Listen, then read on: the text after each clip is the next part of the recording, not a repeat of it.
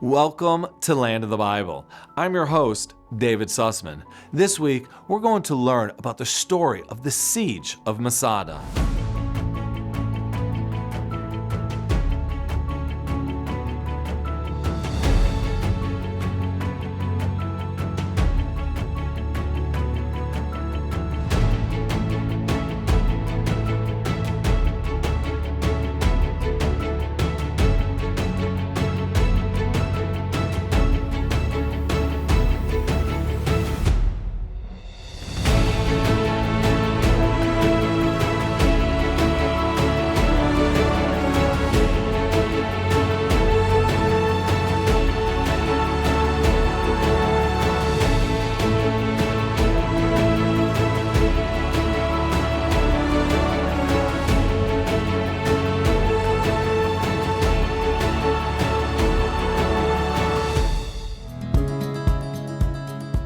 In the heart of the Judean desert, where the mountains meet the shores of the Dead Sea, stands one of the most legendary strongholds in history, Masada, a fortress built by King Herod, a palace of unimaginable luxury, and most famously, the site of a dramatic last stand that has echoed through the ages.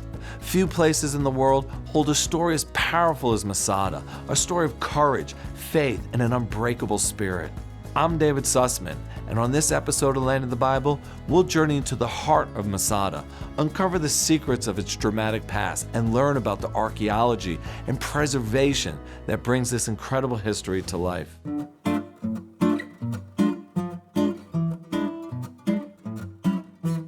Welcome to the Northern Palace at Masada. Herod built on top of the mountain in the northern ridge, on the side of the mountain, a three-tiered palace. And this is just one of them. What's so special about this palace? Well, first of all, the engineering behind it to bring in the people, the technology of the time, was amazing that they were able to build foundational walls on the side of a cliff to then eventually build a three-tiered palace where Herod's own private quarters were up here, with a view over everything in the Jordan Valley, looking over the Dead Sea towards En-Gedi in the north. The second level for distinguished guests coming from the Roman Empire. When they came here, he brought them across and gave them their own special quarters. And of course, finally, the banquet hall.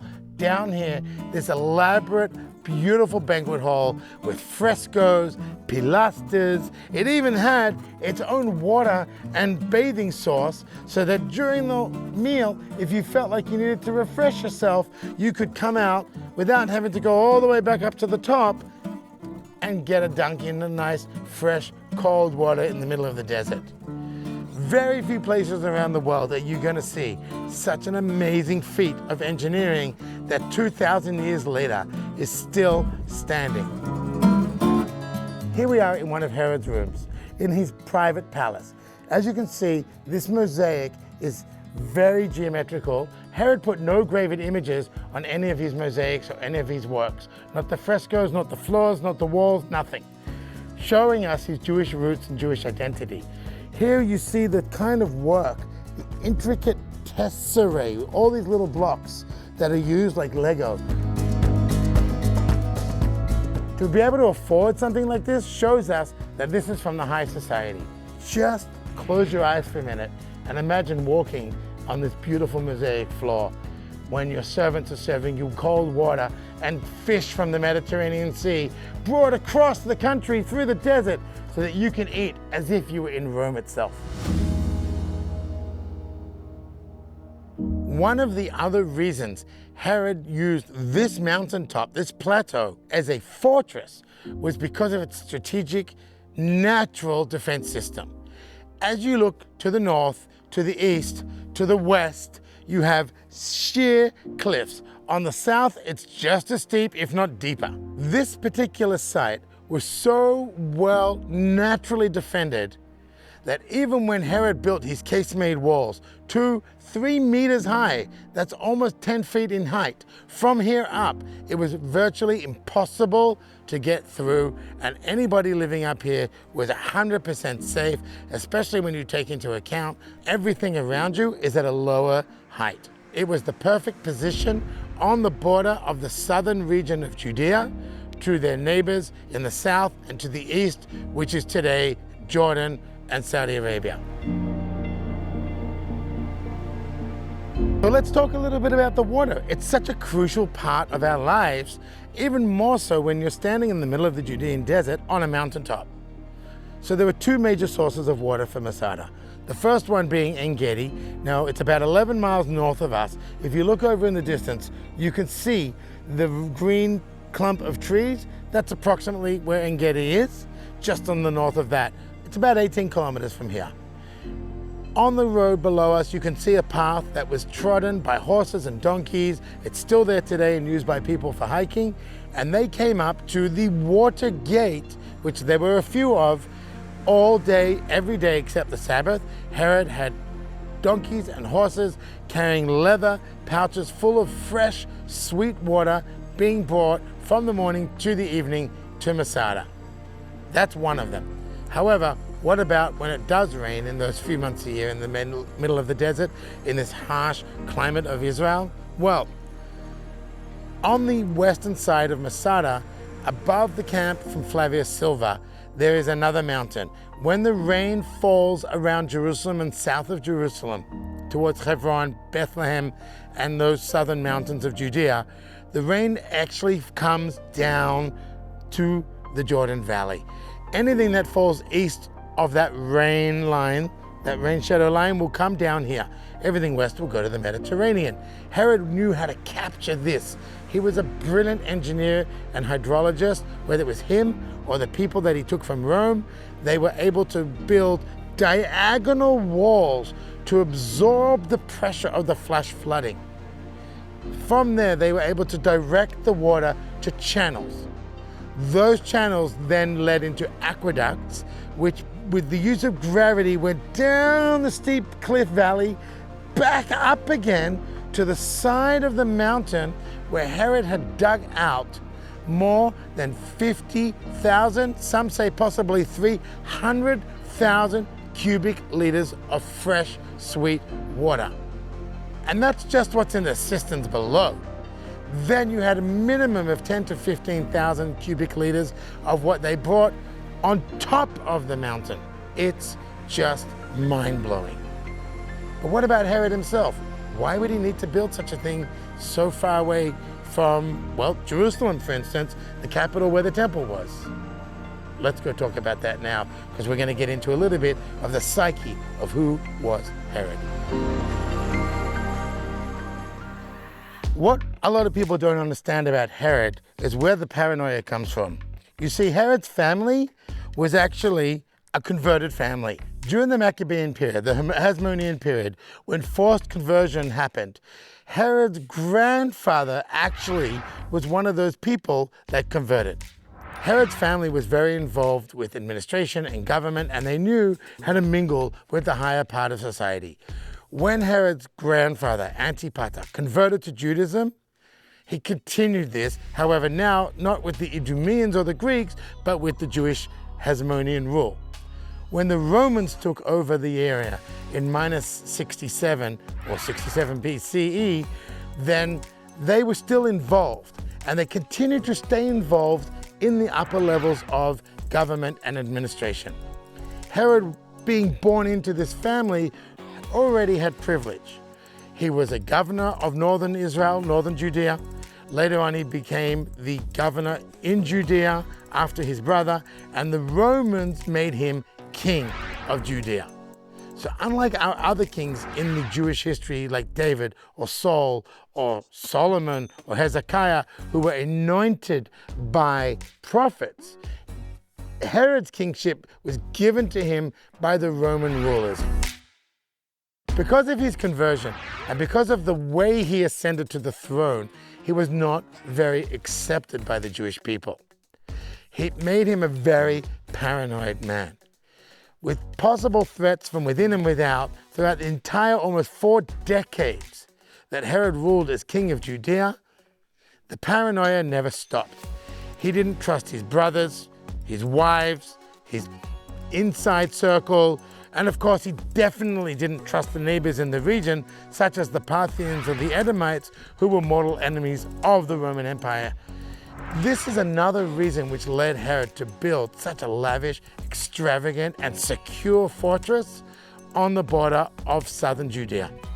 The wall behind me is a perfect example of how Herod separated himself from the rest of the community. In front of that wall is the northern palace, which we just visited.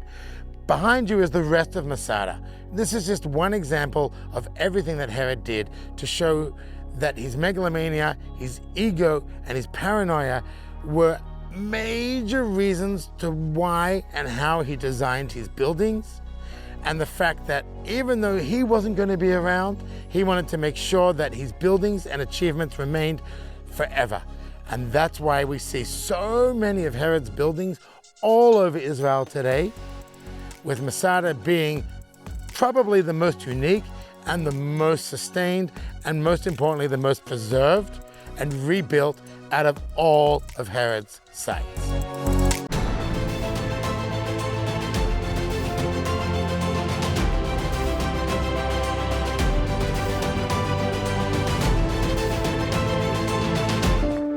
Imagine walking where Jesus walked, where faith comes to life. Feel the Bible story unfold around you, from the green Galilee to Jerusalem's ancient streets. Experience the serene and welcoming land of the Bible, where miracles happen. Put your heart where His footsteps are. Visit Israel.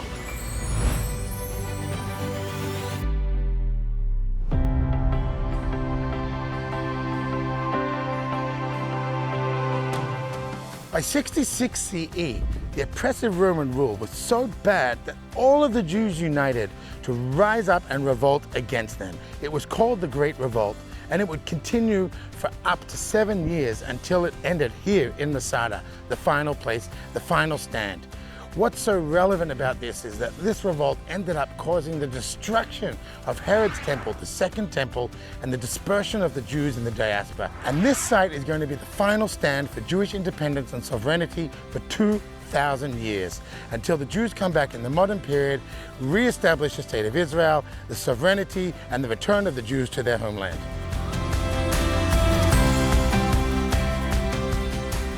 By the time the revolt happened in 66 CE, the Jewish people in Judea were separated into a number of different sects, different factions. The main ones that you probably heard of were the Pharisees, the Essenes, the Saducees, the Sadducees, as well as the Sicarii, also known as the Zealots.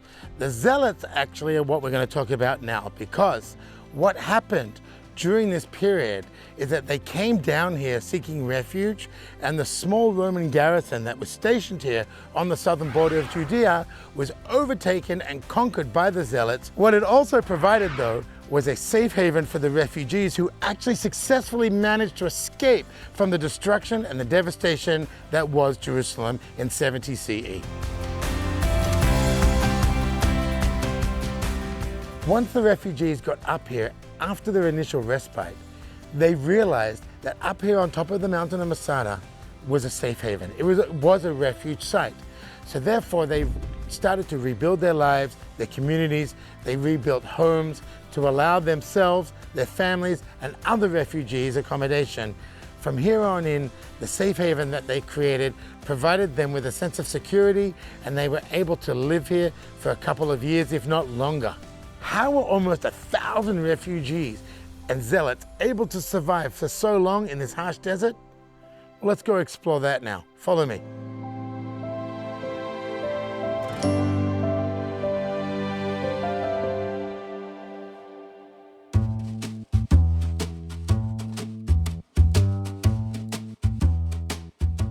Welcome to one of the storage rooms. There's almost 2,000 of these storage rooms here on top of Masada, each one being over 100 square meters in size. That's over 300 square feet for those that don't know metric. It's huge. This is just one of them. What did he store here?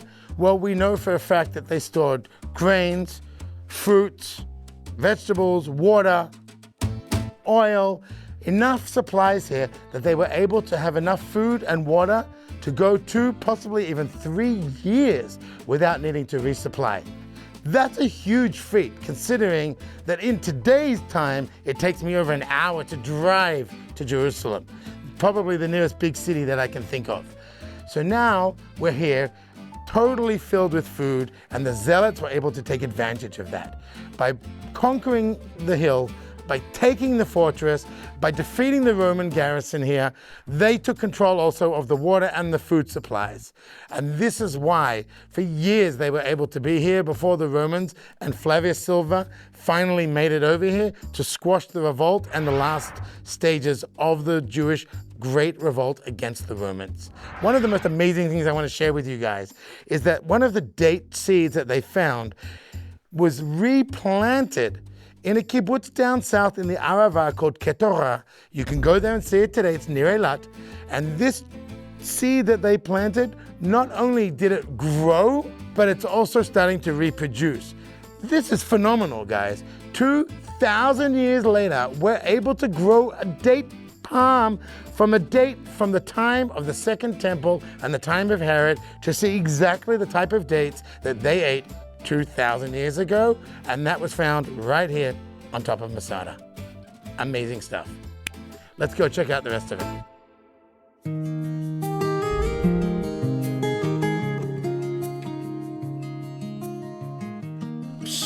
Wow, look where we are, folks. This is amazing. This is unbelievable. I am standing in the oldest synagogue probably in the world. 2,000 years old. It was rebuilt by the Zealots when they conquered over the Romans. They used this place as a prayer hall. They used this place to read the Torah 3 times a week to the public, and they also used it for congregations and meeting places. Here they would strategize what's going on a day-to-day level, who's responsible for what chores and tasks to keep the community alive and thriving, and also to discuss and strategize against the Romans who were still ruling and the revolt was still happening. The temple may have been destroyed, but the Jewish people are still alive. We're still here. And this is the place that they decided to discuss where and how they were going to fight up against the Romans, what might actually be the last stand of Jewish independence.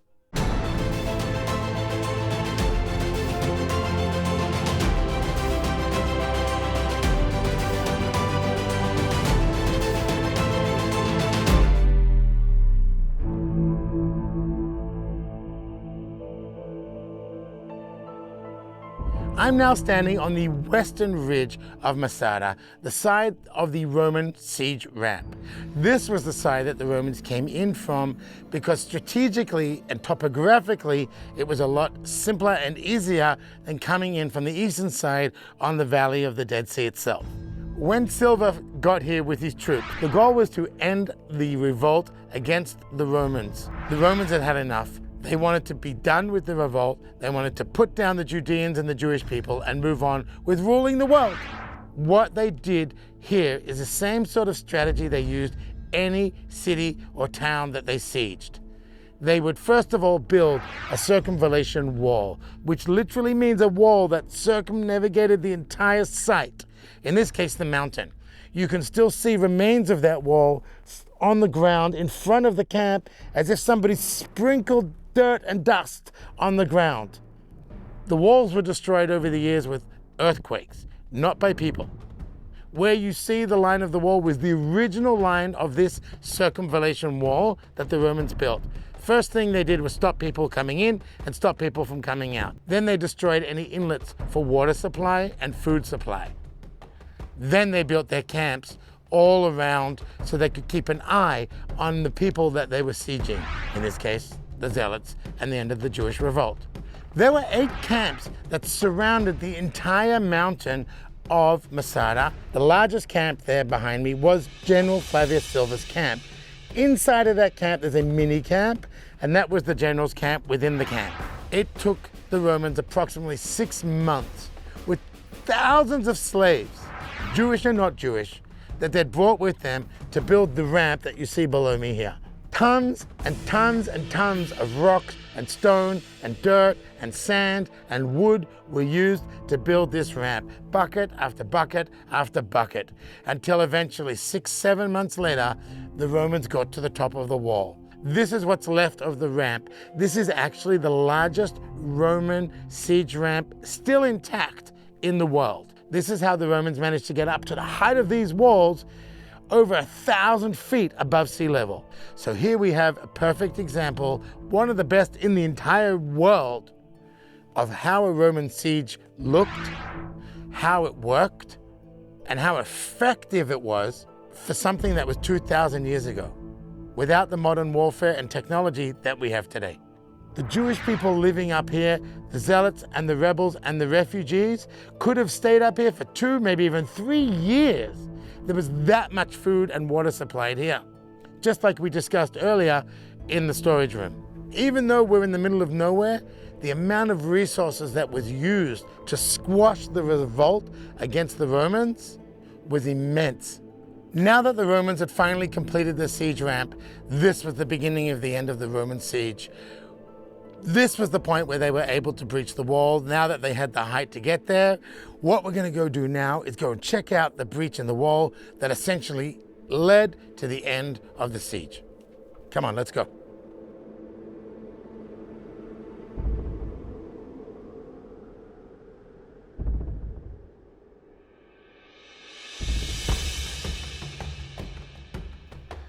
And here we are, guys, at the breach in the wall. Come check this out. Wow, look at this view. This is amazing. From up here, at the point of the breach, we can see the Roman siege ramp downstairs behind us. We can also see the main camp of Flavius Silva, the general, the commander of the Roman legions at the time.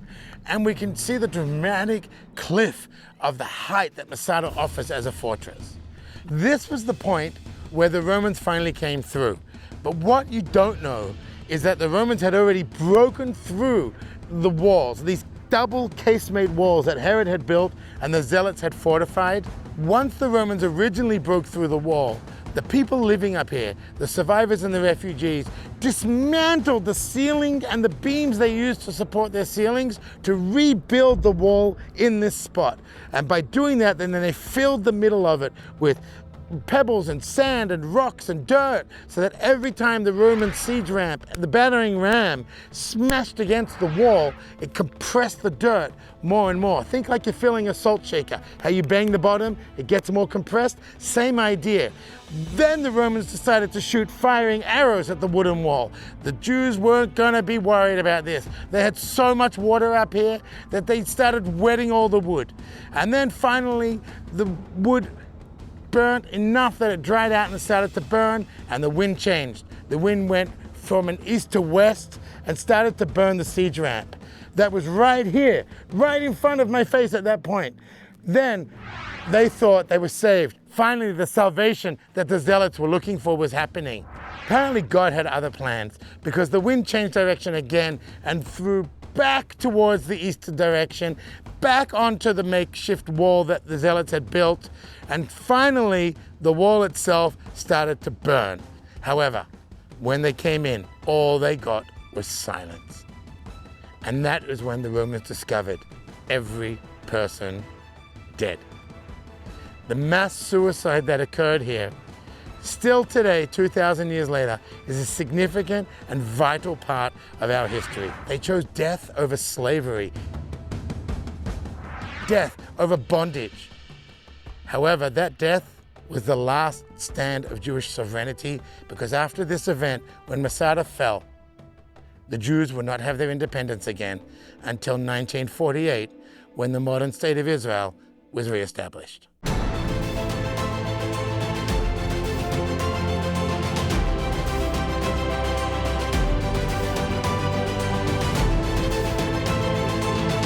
I will bless those who bless you, God promised Abraham.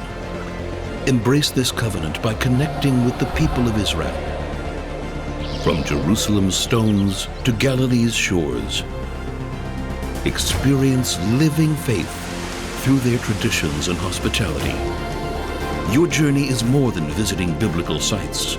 It's about hearts that welcome your friendship Your presence matters. Discover Israel.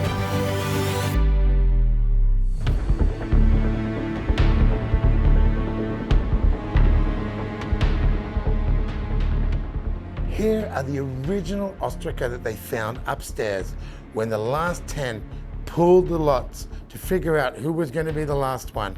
We look around here and we see the names. And what we find here is the name of Elazar ben Yair, the head of the Zealots, the head of the Sicarii, showing us and providing us with proof that the stories that we read from Josephus Flavius have some truth to them, because here we have physical, scientific, archaeological evidence that the people existed. And if the people existed, then we have to provide some sort of belief that the stories written about them are also true. This is amazing. The fact that we find them here, unbelievable.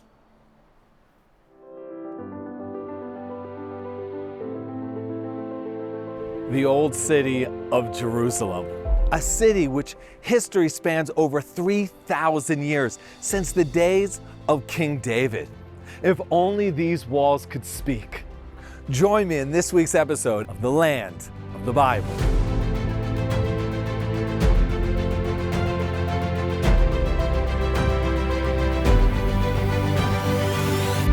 Wow!